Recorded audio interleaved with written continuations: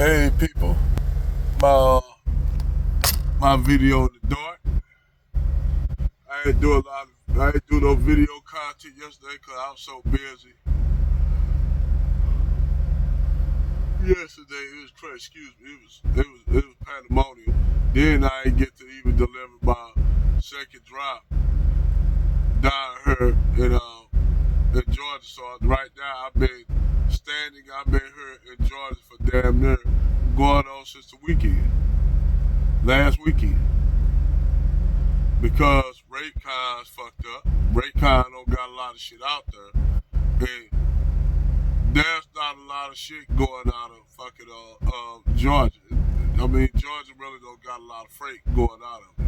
They got more freight coming in than going out. You know, but that's neither here nor there.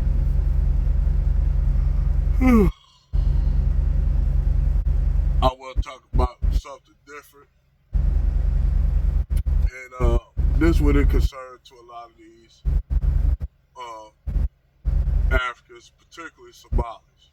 And for a long time, you'll have a lot of these Somalis actually think that we try to attack them on with us. And we don't. We don't really try to attack them on. But we just said y'all actually, like a lot of these Somalis, not all, want to separate themselves from blackness. Or what you call, and I understand the concept of the one brother saying, that we not black like that. And I said, I told African Americans, so-called African Americans, we need to stop using this term black. I said that. But seeing now, they think that they think that I'm stupid. They think that a lot of people that think like me stupid. We understand the whole thing. Well, we not black, but we know where y'all trying to go with it. See, that's the whole thing. Because we know where y'all trying. People like me know where y'all trying to go with it. Y'all basically trying to disown, saying y'all want to have nothing to do with us like that. But when a lot of y'all immigrants, especially the black immigrants, whether they be Afro, Latino, Dominicans, and all that, they'll gravitate to the negative shit of the black American culture, the negative shit, and then they'll act in that light, like the chick from Houston. Her lifestyle. This chick come from an Islamic or Muslim family. And give or take, she was raised by a single Muslim woman. Even if that woman was raised up upright, you living in a culture that you're a single woman, it's gonna be your kids are not gonna listen to you as a woman because you don't got nothing to hold. You don't got as a woman. You don't got no real authority to tell your daughter, look here, you ain't gonna act like this, or I'm gonna exile you out the community. See, that's the shit that a man to do. A man say, oh, so you want to act like this and embarrass our family? Well, I'll tell you what, get your ass out. Don't come back here until you get your life right. See, that chick down there in Houston didn't have no guy to tell her that because she was raised by a single mama. And the thing is, I give immigrant single mamas, that especially from Somalia, I give them a pass. And the reason why I get them a pass, a lot of them come over here as widows. They lost their husband in all the conflict over there in Somalia. So they get a pass on this shit. But still and all, when they have their daughters and their sons, a lot of times, a lot of people don't know these Somalis live in the same communities with black Americans. Because white people ain't gonna try to have all them Muslims out there in their community. Hell no, not them rednecks. Not them rednecks. I'll be damned if I have these new niggas up here wearing these hijabs looking like Bin Laden in our community. That's for you Somalis. That's how these American real white rednecks think. But back to what I was saying. I mean, when it comes to how they identify. And we never said we wanted Somalis to identify or adopt them in. We don't give a damn. We just was calling out the shit that they act like they not black. And in America, we were just trying to tell them that shit is not gonna work. Cause white folks don't give a fuck. Let something happen if some Somalis involved in it. They gonna say, see, look, we let these niggers in our country, and I ain't Muslim. See, these white people ain't gonna think like y'all think they gonna think. And see, if y'all do some shit that other groups don't like, no Arabs ain't gonna claim y'all. No Arabs gonna tell y'all Somali, you're not Arab. You're not Arab. You're Abid. And that's what they call a Somali, a non-Arab person who practice Islam, a Abid. This is the shit like this that made me leave Islam. This is shit right there that made me leave Islam. All the anti-blackness in Islam, and they'll use the whole thing with Bilal. See, Bilal was black Abu Sidiq. But how y'all fucking treat? I say even during Prophet Muhammad time, this is what they don't tell y'all. Abu Bakr was freed by Muhammad. They purchased Abu Bakr from a slave market from Huma Abin. Huma Abin was abusing Bilal, putting hot stones and all kind of shit on him, doing all kind of abuse, and Muhammad took pity on Bilal. So he purchased Bilal from him. Did he ever set Bilal free? No, Bilal was a slave. He never set Bilal free. But Bilal being close to the Prophet Muhammad, he was able to take on the Arab wife. Abu Bakr gave him one of his nieces. Just like Abu Bakr gave Muhammad his 9-year-old daughter, and in order to consensuate the marriage, he had to have sex with a 9-year-old girl. That's what I tell all these Muslims. I don't care if they black or white or black, man or woman. I'll tell y'all, if y'all don't see something wrong with that, something wrong with y'all. That's another reason why I left Islam. Then to come to find out a lot of the shit is a lie. I found out that Mecca is not the holy city. That Kaaba, that building, that building wasn't built by Abraham.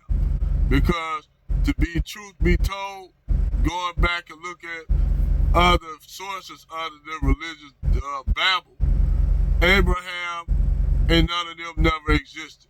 Judea never existed. Judea was a satellite city of Petra that the Phoenicians found. The Phoenicians founded Jerusalem, the West Bank. A lot of motherfuckers don't know that the Phoenicians founded that city as one of their trade posts, just like the city of Petra was more inland, just like the city of Tyre. It was one of their trading cities with the Mediterranean that they founded. It never was Judea. Judea and Israel never existed. That's why I said when you look at the dates, the historical dates don't support Judea or Israel ever being there. There's no history for it. Because that land was once controlled by the ancient Kemet. They controlled everything all the way up to the Levant. Even after the story of Moses, which they don't document, that Egypt don't have that document that Moses, or they even had slaves that were Egyptian. They said they had constant invasions from this group known as the Hyksos, that the Hyksos pushed them down into Nubia, where every time when the Egyptians go to Nubia, they go there to regroup, because that's where they're from. That's why I told that little Egyptian chick, you're not Kemetic. Because to prove it, blow y'all point out the water, why every invasion that came into Egypt or Kemet, they had to go and regroup all the way down in the south, in Sudan. Because that's where they were from. But you know what? You never did. Nobody never commented on my video saying nothing about it. Because you know why they did it? I threw them links up there. When you have the information in the links, you destroy the hearsay info. I threw them links of Europeans and Egyptologists and people who are studying some Kemet up there saying the Egyptians always used to regroup down in Nubia. Not in Egypt. Oh no, they go way down there to Karma. That's where they used to group down in Karmar, in Tarseti. The Egyptians themselves say that the Nubian culture is older than theirs, and that's where they come from. The ones that live in the countryside, the ones that actually look black, they say that. But see, even though those people make up the majority, they'll show you this little high yellow little Arab chick that talking about Egyptian, that she's Egyptian when she's not. She's not Egyptian. But I don't even know how I got on this, man. Damn, I got way off track. But let me get back on the subject. So there's a whole other video in of itself to talk about.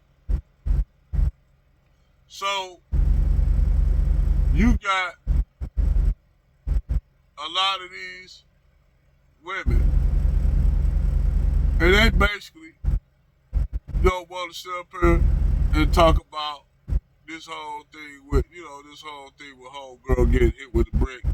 But now you got more information coming out saying that never happened. She never went to get police reports. Then why the fuck these women want to double down on the lie? Because the truth is so damn damning, they don't want to take the truth. The truth hurt. So that tell you what I tell black women, that when they don't want to accept truth, y'all rather live in a lie. You rather live in a lie because the lie is not as painful as the truth. But the thing is, if you constantly live in a lie, that means your life's gonna be a lie. And why would a man want to get with a woman who want to live in a lie? That's why I told Lady Boulay. In much as respect, I have my disagreements with Lady Boulay, but I never would disrespect her. You know, I can't help it. I just have respect for elders like that. Motherfuckers get mad at me, but that's just the way I am. Sorry, motherfucker, that I was raised with manners. But I told her, I said, y'all want to double down on stupidity. This girl completely lied to you all. She completely lied. This chick injected herself with saline. The last time she did that was in 2020, and she go to the clinic to get it removed and make it look as though she's a doctor. And one of the nurses came out and exposed her. She couldn't put herself out there because she didn't want to lose her job, which is fucked up. Because actually they protect that clinic. But nevertheless, like I said, man, this chick has been doing this shit since 20, probably beyond, before that. She, even though she's a Somali woman, she ain't operate normally like most Somali women acting. And I ain't gonna put that on saying, well, she acted like a black woman. Because you have black women that don't get down like that. She acted like a goddamn black Negro thought. See, they ain't gonna tell you about her history, that she had a boyfriend and she called the police. So this all you doing is building up shit on this chick. She a thought that every now and then they like to have some Peter Man thrown away. Typical women. They'll say they lesbian, but every now and then they gotta have some Johnson. They gotta have a Johnson. She's no exception to that rule. But this chick, and you can't blame it on her mother because her mother was a widow. And there's only so much you can do as a single mother. Trying to raise a daughter, you coming from a war-torn country, and you living on the system, you really don't have an education. You really don't have an education. You basically at the whims of the system. And see, the thing is about the beautiful thing of the black community, we'll take a lot of them in. We'll take a lot of them in. We don't care if they Muslim or what. We'll take all them black refugees in. We used to do it before that because we had camaraderie with them, but they didn't show the same camaraderie with us. Due to white folks lying to them, telling them that, black people steal, they murderers, they thieves, they cutthroats. White folks projected all their behaviors on us because that's all it is, they projection. White folks always projected their wickedness on us because they want to try to make themselves look like they the heroes when they the biggest goddamn villains ever. But that's neither here nor there.